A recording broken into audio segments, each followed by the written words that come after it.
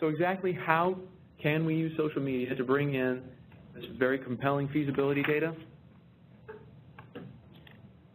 Well, today's technology offers us some incredibly sophisticated research methods that make it possible to observe, record, and analyze patient activity on social media channels.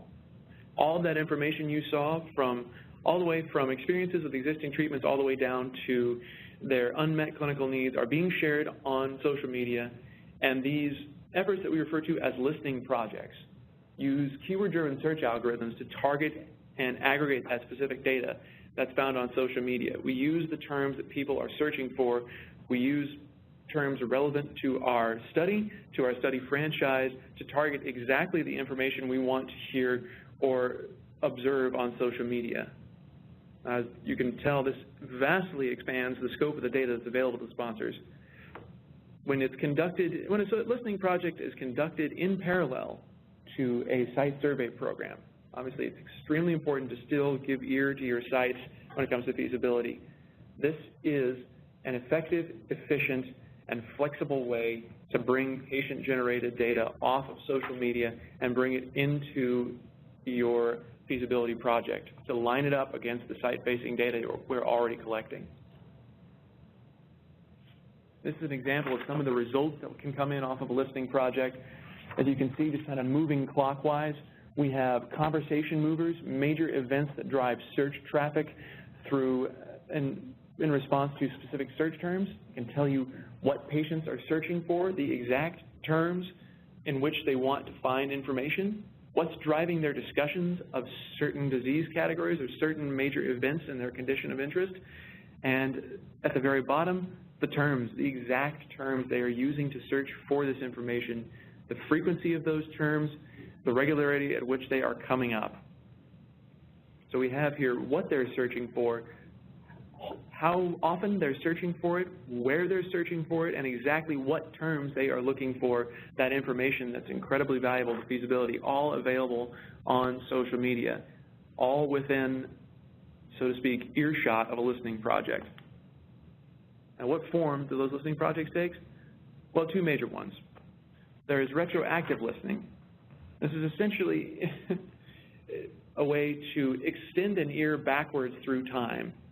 All the conversations that have taken place on social media, all the information that's been traded, all the feasibility data that's swapped hands across social media is still there.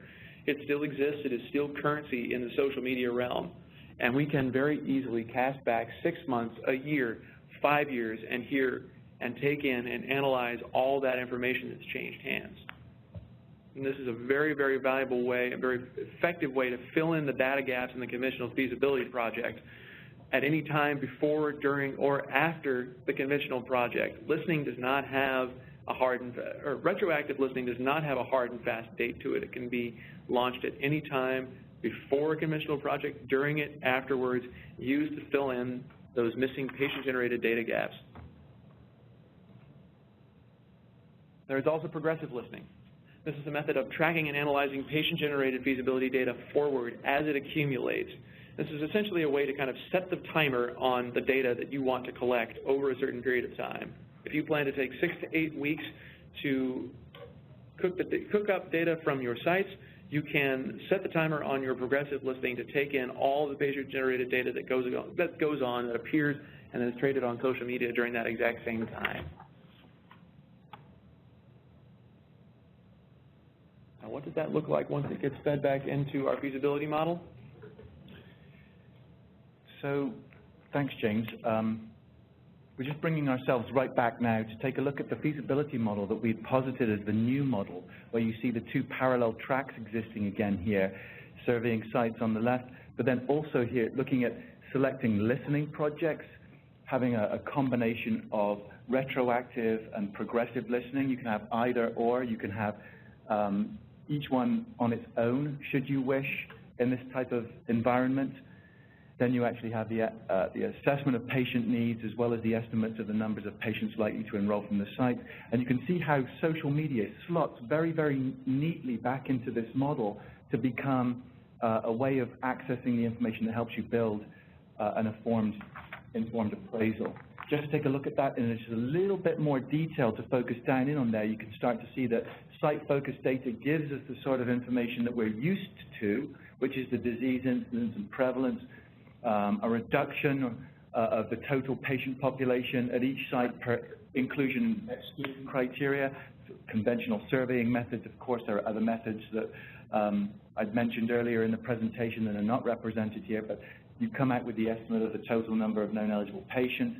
And then the patient-focused data, we are looking at the way that patients are talking to each other and family and friends are also talking within the communities about the need for newer, improved treatments, perspectives on available healthcare resources, attitudes towards clinical research. So we're actually molding a motivational probability of joining this particular study in order to make that informed appraisal. And that's what the new model should look like. But that's not where it ends. We realize this because, you know, as a patient recruitment company, we're involved in the whole spectrum of activity that can affect recruitment and retention rates. It was, you know, the way that we got into understanding social media, first of all, was actually looking at media planning a long time ago. But then by living in that world and seeing the availability of data, we actually saw how it could be applied vertically to almost anything in the chronological time span of recruitment and retention activities. Here, I mean, I would ask our audience just to look within themselves and say, who to this point has actually just been thinking about the application of this technique just to one particular protocol? I mean, you may all be working on several protocols, but I don't know if your mindset is just focusing in on the application of doing this for one. Well, yes, that's a fine way of looking at it, but as James has sort of alluded to, that's also a very narrow way of looking at it too, because the information that you aggregate also has value beyond that single protocol. And in feasibility, of course. In protocol design, this information would apply, understanding what the patient perspectives are going to be early on in the process. Also, this information, because it has a great geographic diversity, can apply to country selection. It can apply to your ability to understand patient motivation and therefore help you be more effective in creating messaging for creative materials. It can help you understand the kinds of media that patients are consuming and therefore help you with media planning. Retention ideation, understanding how patients are going to feel once they're on the study and what would be assistive in keeping their interest levels high and preventing loss to follow-up, patients being lost to follow-up. And finally, patient communities, the application of this information to more than just one protocol, to understanding this whole idea that the clinical R&D franchise, the number of protocols that you may have that span the compound, the disease or condition you're studying, or the therapeutic area, are all applicable to this, in the sense that you can, if you are doing any kind of activity, be it advertising or being it collecting of information for feasibility studies, this information has application to more than one study. It means that if you are doing advertising, let's say for one particular diabetes study, the patients who don't qualify for that particular protocol, that particular opportunity, still may qualify for other opportunities within your list of protocols. And therefore, creating communities is all part of this whole idea of making sure that everything is focused on the clinical R&D franchise.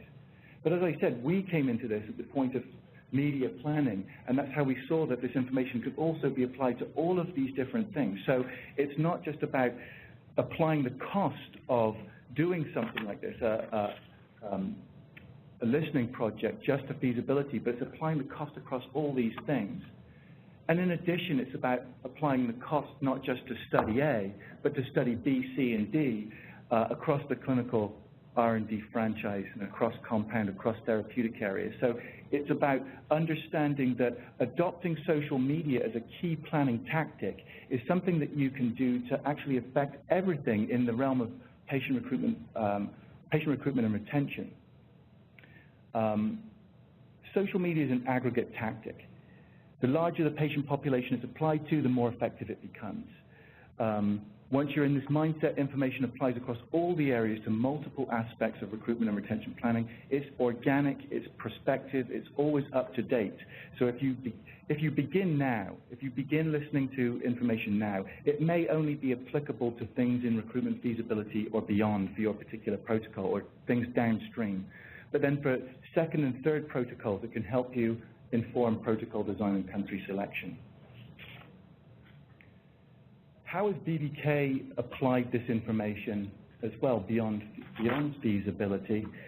Well, we've already done this, of course, using all of these ideas of the fact that it is a vertical enterprise, or a vertical application of this information across the recruitment and planning spectrum, and we've integrated it into an ideal technological partner. Here you can see on the iPad, we've integrated social media, of course, very elegantly in one package.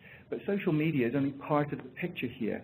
In this franchise e-binder, as we call it, we take all aspects of study communication and wrap it elegantly in one place. This actually contains all of the contact information for multiple protocols. If you have people working on several protocols, contacts can be partitioned by protocol. It gives you study documents by protocol. They can all be contained on the disk. It is a way to give portal access. Anything that would be done via the internet can be accessed through here. Training information can be assigned on here as well, in the sense that any time you're at the investigators meeting, if it's recorded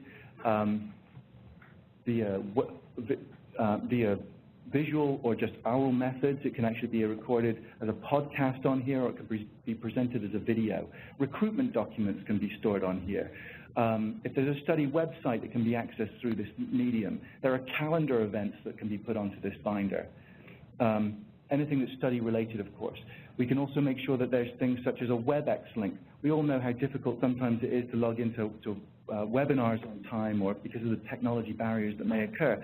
This actually also encompasses the ability to do that, and you can actually access it immediately. There are translation services available on this system as well. And BBK has aggregated all of these along with access to study community social media such as Twitter and YouTube that can be also activated for a particular study community, all on this one binder. So that's one thing that we've actually actively done. It's available. We can demonstrate this to you at a future time should you wish to, or should you be interested.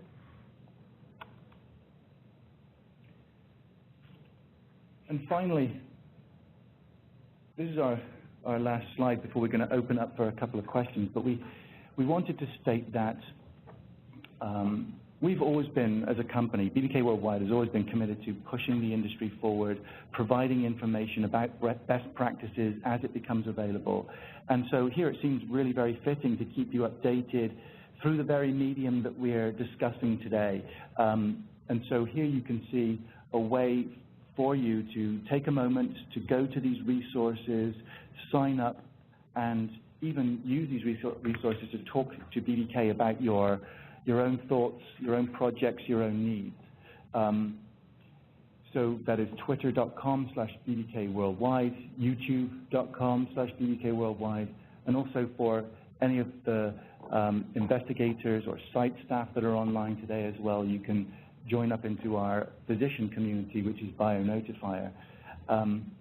Also, one thing I'd like to say prior to going into questions is that if you have requests for further information, or you'd like to share protocol information with us and so on, you can submit that via email, of course, to info, that's I-N-F-O, info@bbkworldwide.com, and you can submit a confidential inquiry through that medium.